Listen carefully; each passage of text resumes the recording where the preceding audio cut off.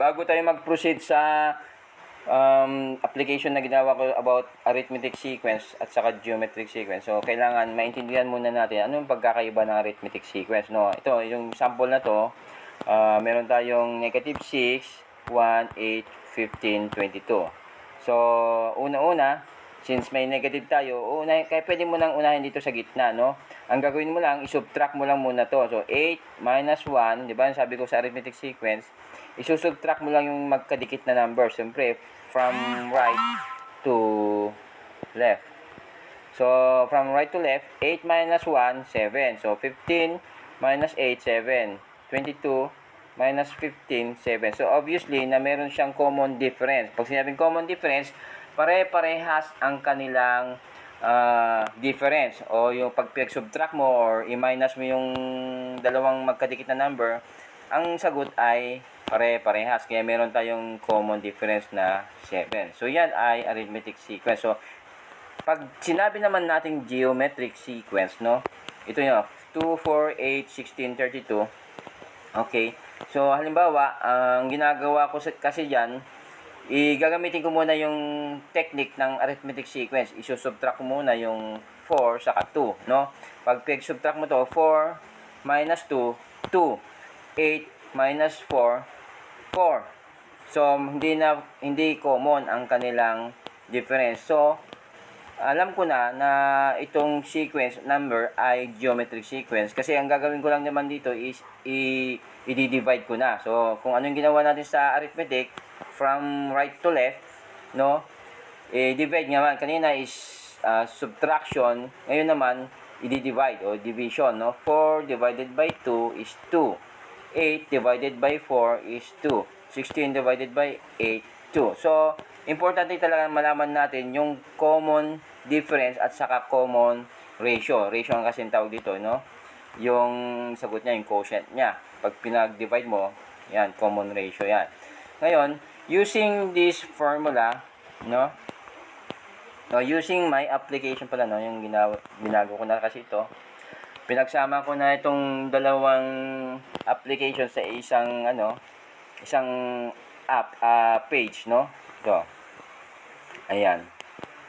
Arithmetic sequence. Using the same example, no? Kung maalala nyo, yung unang arithmetic sequence na pinakita ko kanina is negative 6, 1, saka, 1 plus 7, 6, 1, 8, di ba? So, ang unang first term is negative 6, correct? Negative 6. Tapos, ang common difference niya ay 7, no? 7. So, i-try natin hanapin yung tatlong number. Okay, yung first term, yung unang number is negative 6. Alam na natin yan. Yung pangalawang number, hindi pa natin alam, no? So, i-calculate na natin. This page says enters a valid number. Okay, 3. Ayan. So, ito, no? Makikita nyo yung sequence, no? Negative 6, 1, 8. Yung katulad ng nasa picture kanina, no? So, makikita na natin dito na meron tayong negative 6 na first term. Tapos, ang common difference niya is 7. Tapos, ang tanong ko kanina, ano yung pangatlong number? So, yung pangatlong number, ang sagot ay 8. Di ba? Ano yung pangatlong number? Kung meron kang term na negative 6, 1, then pangatlong number is 8. No? Ayan, may formula na, may solution pa. No? Ito na yung solution kung paano siya nakuha. Kanina, meron tayong 5 sequence. So, kunin na natin yung pang-5 na sequence.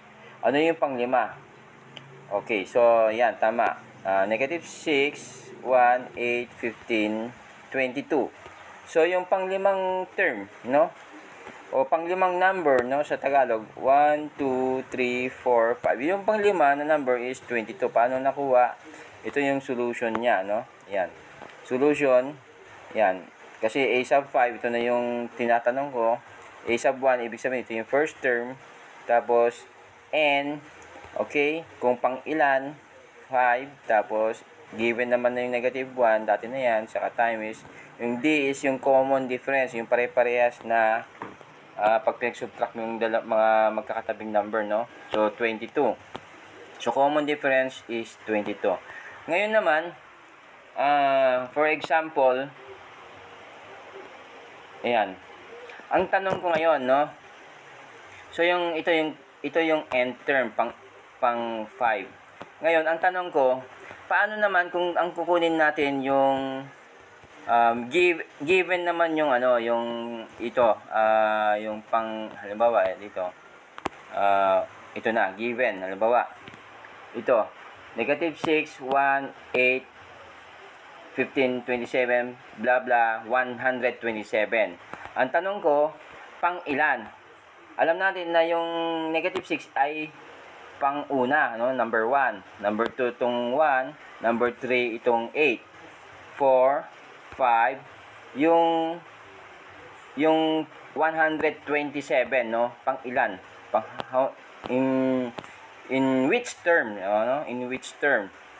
So, madali lang yan. Ang gagawin ko lang dito, try and error. Gagawin ko muna, lagyan ko muna ng 10. Yan, 57. Kulang pa, 127 ang tinatanong ko. So, try natin ng 19. O, 120. Kulang na siya ng isa. So, 20. Calculate. 20. Yan. And calculate natin. Bakit? Ay, in common nawala pala yung mga number. So, negative 6, tama ba? 7 in common difference and calculate. Ayan. So, ito ang tinatanong ko, no? 127 ito. Negative 6, 1, 8, 15, 22, blank, blank, so on hanggang sa 27. So, pang ilan siya? So, lumalabas na end term, no? Pang 20. So, sa pang 20 na number, ang value ng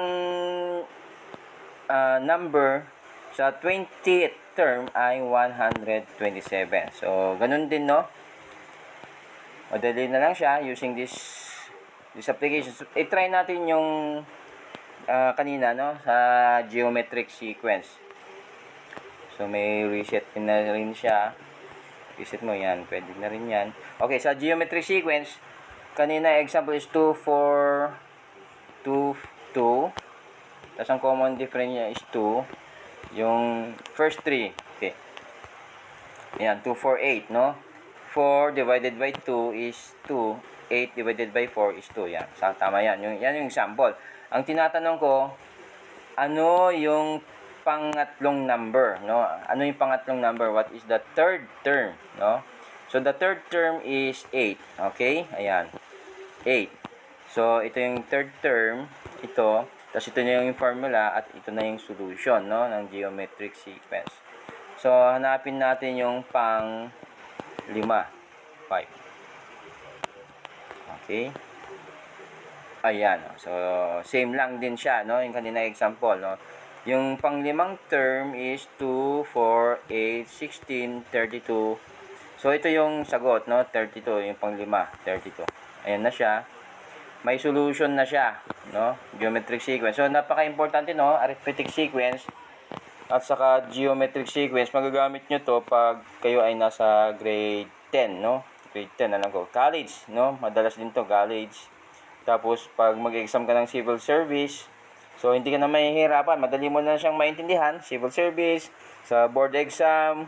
So, kahit anong mga examination dyan, hindi nawawala itong arithmetic sequence saka geometric sequence. No?